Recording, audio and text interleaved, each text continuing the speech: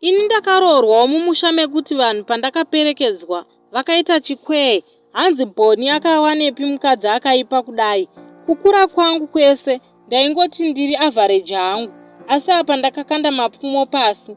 Nemurume wangu tinowirirana hedu, though he and they achihura, asi anokumbira ruregerero togadzirisana. Murume wangu kutaura idi akanaka hake, nyangwe nevaakaberekwa navo.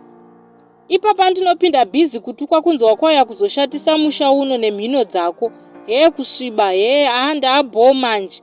Ndine mwana 1 mukomana, first born, ndiye akafanana neve kwake. Saka ndinoona sekuti ndiye anodiwa, vamwe ava ma1 chaiwo, nekuti vakafanana neni.